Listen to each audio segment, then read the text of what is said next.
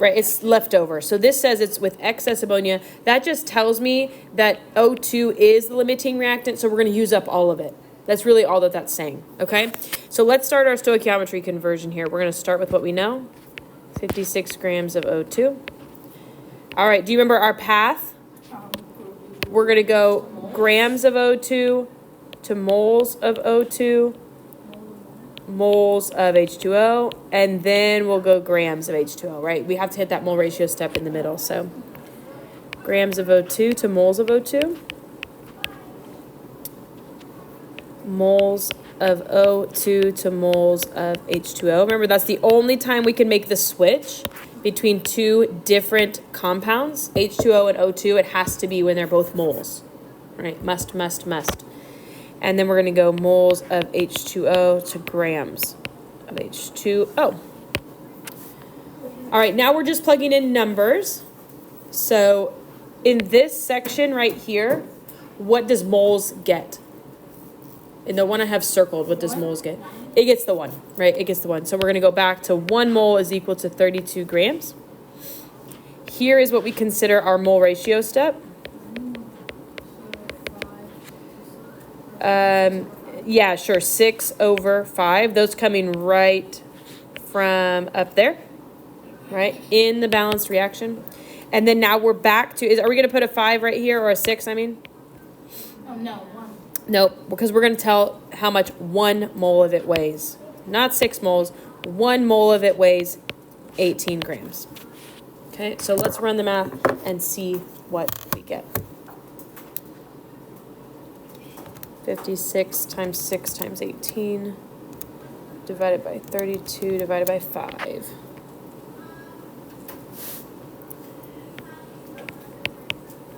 37.8 grams. Is that what you had? Okay.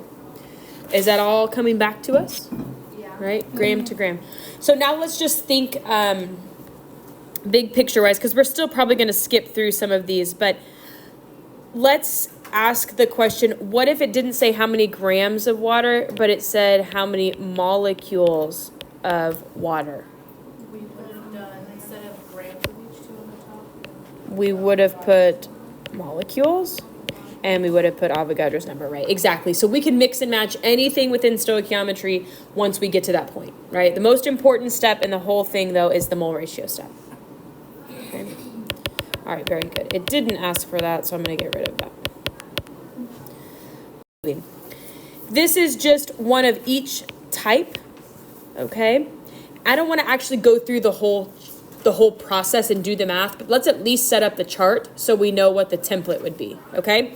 So this one starts with moles of NH3 and goes to moles of H2O. So if I start with what I know, I'm going to go get rid of moles of NH3, and where am I going to go? Moles of H2O. Technically we would, but I'm not putting in any numbers. I just want to set up the chart and see if we can get to the right spot. Then do we stop right there? yes. Right, because it's mole to mole. So that's just a one step, right? You see how this is moles and moles. Okay, if that's the case, we don't enter grams into the equation at all or molecules into the equation at all, right? Not unless they're spoken about. Okay, what mass of NH3 is needed to make 1.32 moles of NO? So we're going to start with what we know, 1.32 moles of NO.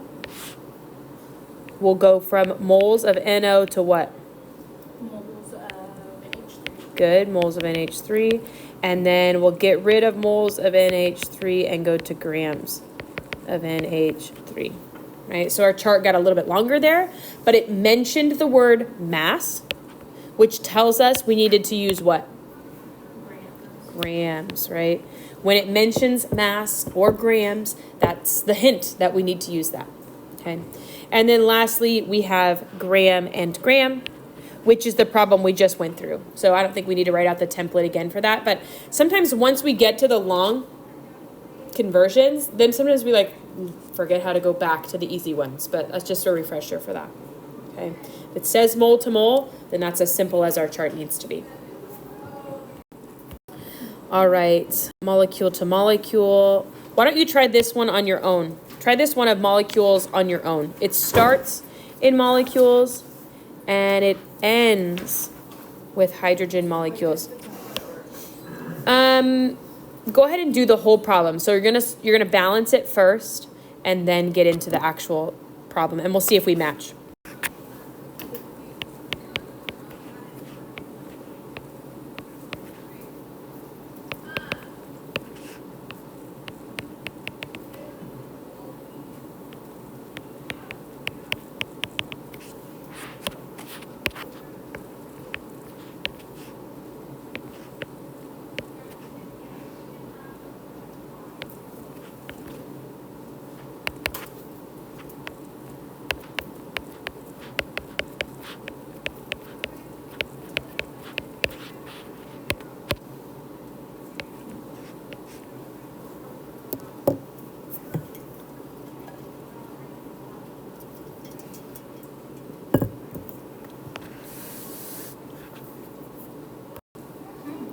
Right? Avogadro's number is on top and bottom, which means it can go away, which makes our math way, way easier. So when we're looking at a molecule to molecule ratio, it really, really, truly just becomes about the mole ratio, and that's it. And if I look at tin compared to hydrogen gas, I should see right off the bat that I am going to have twice as much hydrogen gas as I am tin, just based on the mole ratio. If I put in 1 molecule of tin with 4 molecules of hydrofluoric acid, I know I'm going to produce twice as many moles of H2.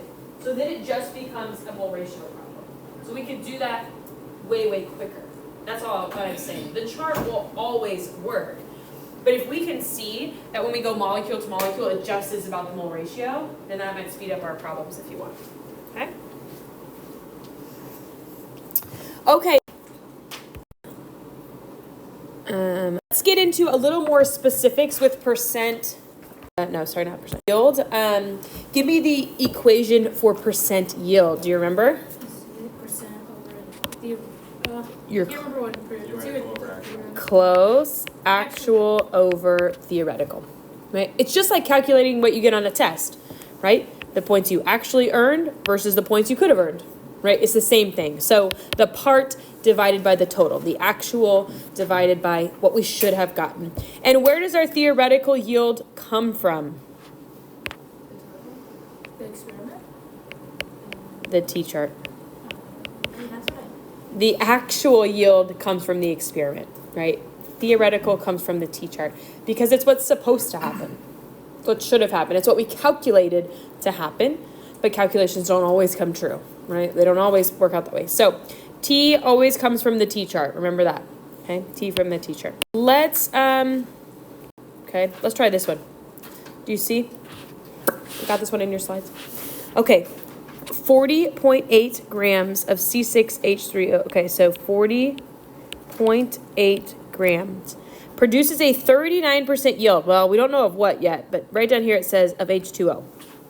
Okay, so we're given a 39% yield of H2O.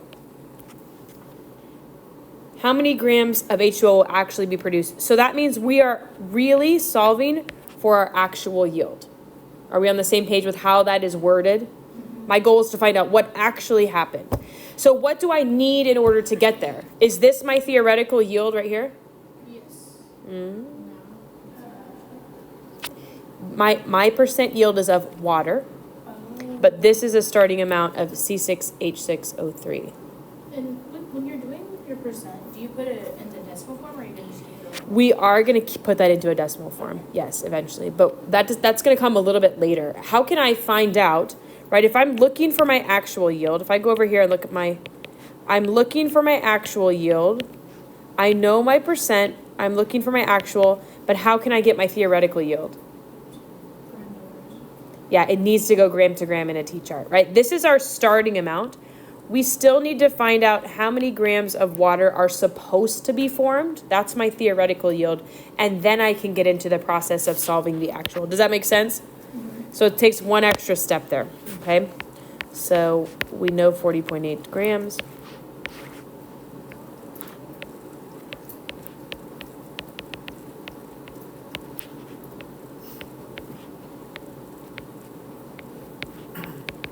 Are we good if not, I don't label every single teeny tiny thing in our chart?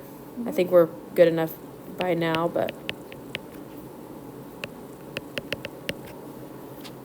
All right.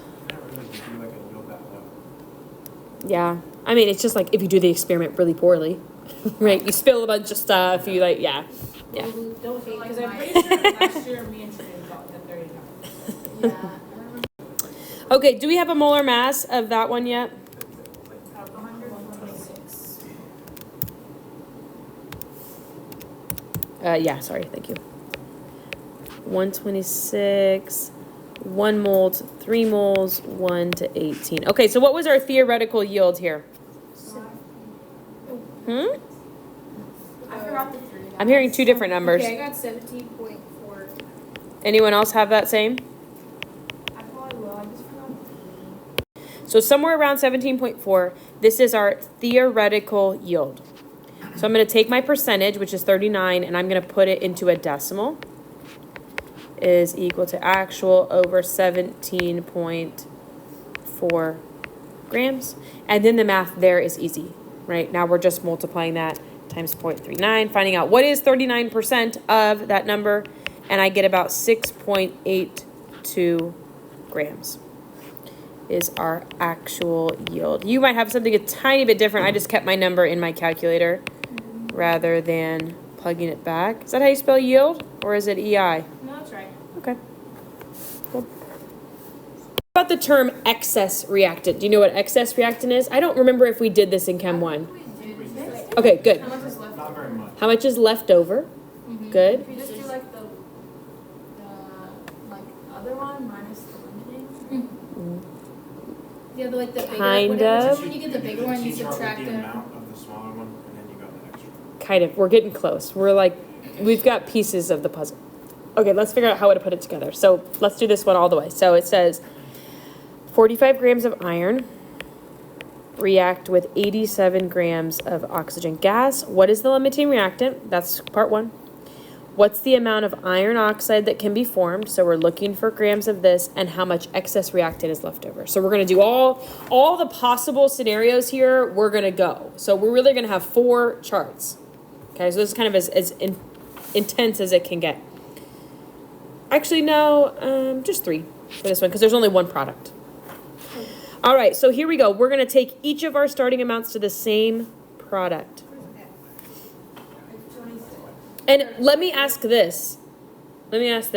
Since it's just asking for what's the maximum amount, could we just go to moles of our product? I would say so. It's not specific about that it needs grams, and that would cut off one part of our T-chart. That could make it a little shorter. It would also allow us to find the limiting reactants, because if you have a smaller number of moles, then you're obviously going to have a smaller number of grams. So we could stop that a little early. Okay, so we actually could change this, and instead of going to grams, we could go to moles. Okay, that's just going to help us go a little faster.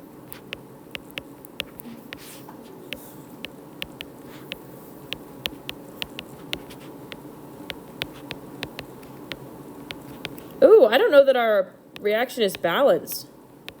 Oh, dang it, it's not. Is it? There's 2 I don't think it looks like it's balanced. Okay, we got a problem here with the 2 and the 3, don't we? So what do we think? Gotta put a 3 in front of the O2 and then a 2. Wait, I don't know what I'm saying. Yep, you're good. Yep, you're right. A 2 in front of that. Yeah, that's how I had it. 4, 3, 2? She already got that. Sorry. It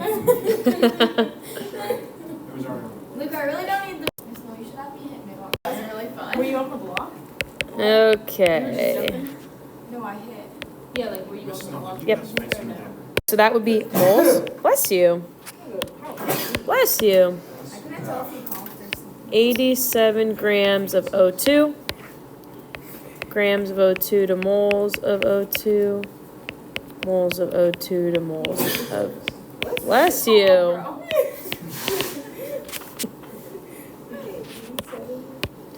Okay, 32 grams, 1 mole. 3 moles to 2 moles.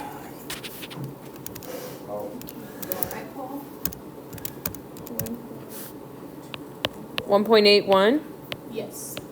moles. Okay, so we know We know how much product. So far we've answered 2 of our questions, right? If the questions were limiting reactant, maximum amount, and excess reactant, we've answered 2 of them so far. What are 2 of my answers? The limiting reactant is iron. Good. Limiting reactant And then that. is Fe. Could I just circle this and say limiting reactant? No, No, why not? because it's iron. Because that's iron oxide. This is a product, right? This is a product. This is moles of Fe2O3. That's not a reactant. It's a product. So we've answered part 1. Limiting reactant is that. What's the maximum amount of iron oxide that can be formed? Which one is it? 0.403, right? We won't get the opportunity to make this much because we will run out of iron before that, right? We don't get the opportunity. So that's no good. And then how much excess reactant is left over? Here's where we do the final part of our problem. And we're going to go up here and say, we're going to use up all 45 grams of this. But we know there's going to be some oxygen left over. So our goal is to find out how many grams of oxygen is left over. Yeah? And then you subtract it from. Then we subtract. So we have to still do another chart. And we have to say, if we use up all 45 grams of iron, right? Once we know the limiting reactant, everything starts with that. And if we say we're going to go from grams of iron, we're going to make our way all the way to grams of O2, because that's our other reactant, our excess reactant. Moles of iron to moles of O2. And we are going to take this one all the way to grams because our starting amount of oxygen was in grams. And they need to match.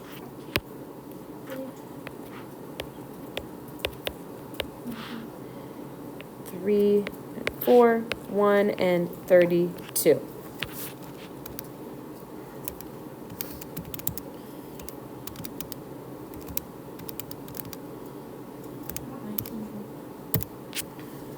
Me too. 19.34 grams. Yeah. And this is O2. So does that tell us how much is left over? No. What does it tell us? Just how much you can make of O2. Good. This one is how much is used. That's how much O2 must be in the reaction to react with all 45 grams. If we put in 45 grams of iron, we have to have 19.34 grams to be able to use it all up to make our amount of product. So that's how much is used. So I'll come back up to the problem and say I started with 87 grams. And so now I'll just do 87 minus 19.34. Oh, just take the box to your seat at this point. And I have 67.7 grams left over O2. 6, 7. How does that?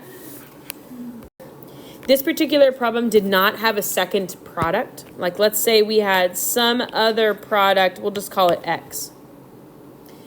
If our question had asked us for what's the mass of each product, we would have done one more thing. Do you remember what it is? You have to take the limiting reactant. Right, exactly. I would have gone this all the way through the T-chart to get to grams of X or moles of X, whatever it asked us for. So I think the max amount of T-charts that you should really do on a problem is 4. 2 to help us determine the limiting reactant, and then 2 others starting with the limiting reactant. That's kind of the max.